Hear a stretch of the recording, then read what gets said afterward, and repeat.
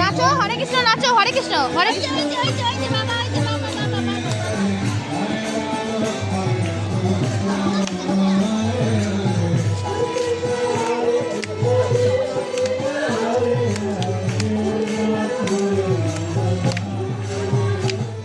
Hello বন্ধুগণ, আবার ফিরে এলাম একটা লম্বা ব্রেকের পর। কেন কি আমার পোস্ট দেখে তোমরা জেনেই গেছো যে আমরা কিছুদিন আগেই ঘুরতে গেছিলাম। তো ইয়েস, এই ব্লগটা একটু লেটে আসছে বিকজ আমার গলার অবস্থা কিন্তু খুবই খারাপ ছিল, তাই কোনো রকম কোনো কিছু বলতেই পারছিলাম না। তো আমি তোমাদের কাছে ভিডিওটা কি দেবো, তাই ফিরে এলাম আবার কিছুদিন ব্রেকের পর। তো তোমাদের আগের ব্লগেই শেয়ার করলাম যে মায়াপুরে গিয়ে কি রকমভাবে একটা ভিড়ের সম্মুখীন আমরা হয়েছিলাম, যার কারণে কিন্তু আমরা কোনো মন্দিরের গর্ভগৃহ অবধি পৌঁছাতেই পারিনি, কারণ বাচ্চাকে নিয়ে ওই রকম ভিড়ে ঠেলাঠেলি করে ঢোকা আমাদের পক্ষে সম্ভব ছিল না। তাই জন্যই আশেপাশে একটুখানি ঘুরে ঘাড়া করে আমাদের পেয়ে গেছিলো খিদে। তখন বাজছিল 5টা, 5টা সাড়ে 5টার মতো বাজছিল, যখন এই গীতামালায় অলরেডি হরে কৃষ্ণ চ্যান্টিং চলছিল ব্যাকগ্রাউন্ডে, সেটা তোমরা আগেই দেখলে।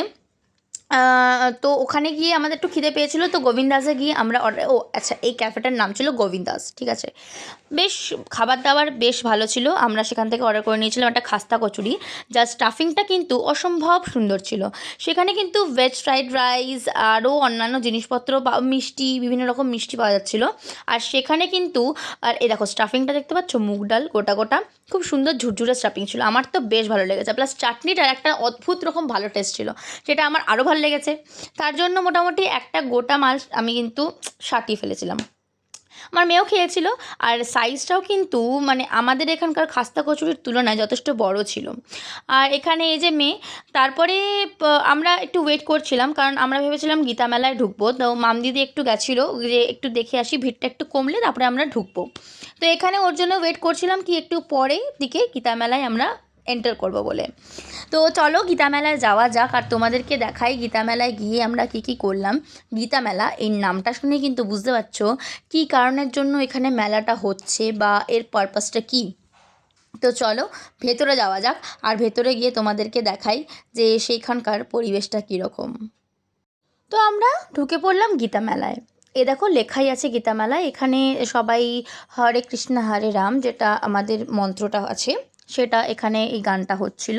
এটা কিন্তু সবই ফরেনার যারা এখানে গান গাইছে। সুন্দরভাবে সাজানো ছিল, লোকের তো একদম মাথা শুধু দেখা যাচ্ছে। গীতা মেলা নামটা শুনে বুঝতেই পারলে। আর এখানে কিন্তু এই গীতার এক একটা যে শ্লোক আছে, সেই শ্লোকের ওপর ভিত্তি করে বিভিন্ন রকম এই যে স্ট্রাকচার, মানে ঠাকুরের যে মূর্তি, মানে বোঝানোর জন্য যে এক একটা শ্লোকের এক একটা মিনিং, মানে এটা বোঝাবার জন্য বা এক একটা শ্লোককে ডিফাইন করার জন্য কিন্তু এইখানে প্রতিটা সেকশন করে করে এই শ্লোকের মতন, মানে শ্লোকটাকে বোঝাবার জন্য বিভিন্ন রকমভাবে মূর্তি দেওয়া ছিল। ওখানে অনেক স্টলও বসেছিল, যেমন গীতা বিক্রি হচ্ছিল, বা আমরা যেমন নিয়েছিলাম কুমকুম ধূপকাঠি, সবই বিক্রি হচ্ছিল।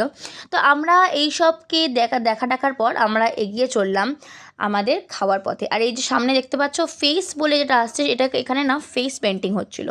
তো ওইটা আমার বেশ আকর্ষণীয় লেগেছিল। তো চলো তোমাদেরকেও সেখানে একটু কিছুক্ষণ পরই নিয়ে যাব। তার আগে আমরা ঢুকে পড়েছিলাম খাওয়ার সেকশানে।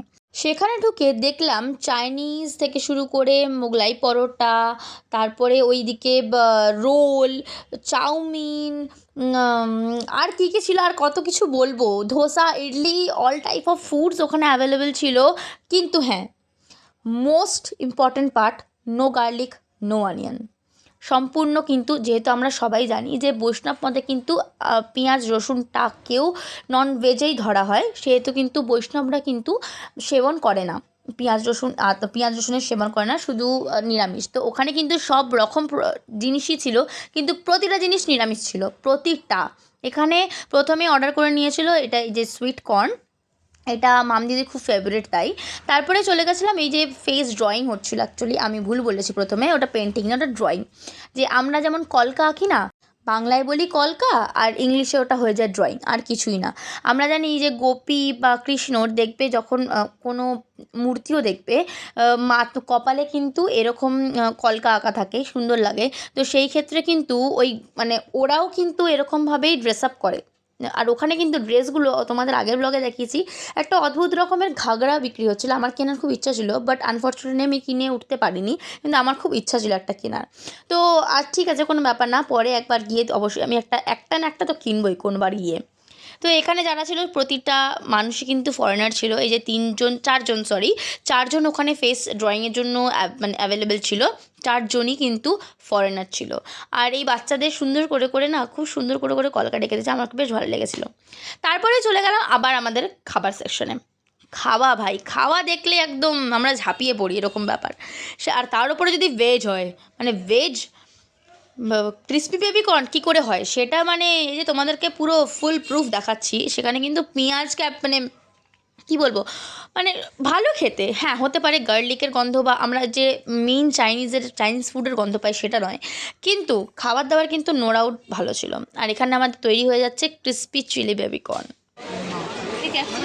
পেঁয়াজ ক্যাপসিকাম ছাড়া কী বলে, বাঁধাকপি না, চিলি বেবিকর্ন। দাঁড়া না একটু, গার্লিক উইদাউট অনিয়ন। কেমন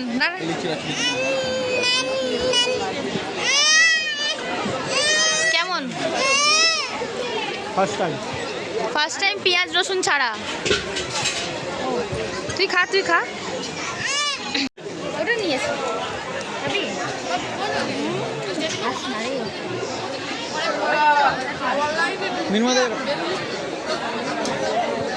first time without onion without garlic Chinese try করছি, ঠিক আছে? তো কেমন হয় খেতে,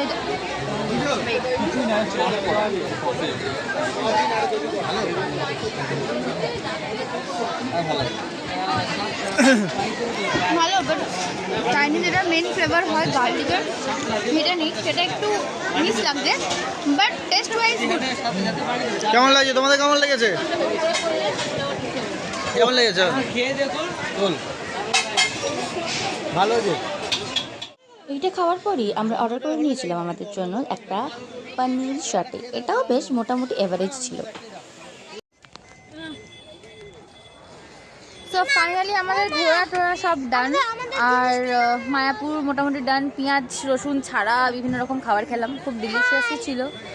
নেক্সট ডেস্টিনেশন হলো এখন বাড়ি। তো বাড়িতে গিয়ে মোটামুটি সেরকম কিছু খাওয়া দাওয়ার কোনো প্ল্যান নেই, দেখা যাক কী হয় বাড়িতে গিয়ে, কী হয় আমাদের। আমরা যা খেয়েছি এবার পেটের মধ্যেই দেখা যাক। হ্যাঁ, কালকে যেহেতু ক্রিসমাস, সেহেতু কালকে ক্রিসমাস, আজকে রাতে ক্রিসমাস ট্রি আমাদের সাজানো হবে। তো স্টে টিউন ফর দ্যাট। চলো ঘরে গিয়ে আবার দেখা হচ্ছে তোমাদের সবার সাথে।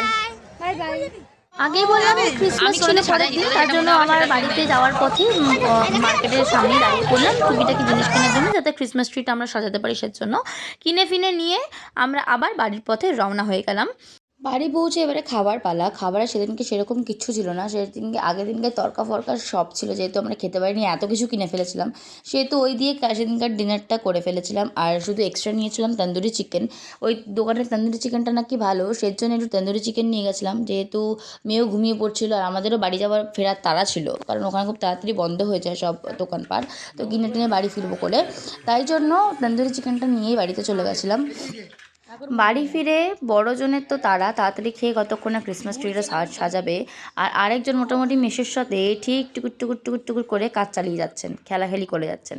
তারপরে চলে গেলাম ক্রিসমাস ট্রির যে সুন্দর করে সাজানো সেটার জন্য অনেক কিছু, মানে অনেক টাইম ধরেই করেছি, এতক্ষণ দিলে ব্লগটা অনেক লং চলে যাবে, তাই আমি দিলাম না। বাট আমরা সবাই মিলে এই ক্রিসমাস ট্রিটাকে সুন্দর করে সাজিয়েছিলাম, আর এটা হলো ওর ফাইনাল লুক। কেমন লাগছে অবশ্যই কিন্তু কমেন্টে একবার জানিও। আমরা সুন্দর করে সাজিয়ে নিয়ে মোজা টোজা সাজিয়ে সুন্দর, কী বলে ওগুলোকে, হয় না যে আমরা বলি না ওই শক্স ঝুলিয়ে স্যান্টার জন্য রেখে দিই, যে দুটো টুপি আনা হয়েছিল কিনে আসার পথে, সেই দুটো টুপি এখানে দুজনে মিলে ট্রায়াল দিচ্ছেন, আরেকজন তো তেরিং বেরিং করে নাচছেন। আর তারপরে এখানে মোটামুটি সান্টি মোটামুটি ঘুমিয়ে পড়েছে, আর তাই সান্টা ক্লজ এসে ওর গিফটটাও রেখে গেছে। আজকের মতো ব্লগটা এখানে শেষ করলাম, নেক্সট ব্লগে দেখাচ্ছে, ততক্ষণের জন্য টাটা। আর এই ভিডিওটা ভালো লেগে থাকলে অবশ্যই লাইক শেয়ার অ্যান্ড সাবস্ক্রাইব।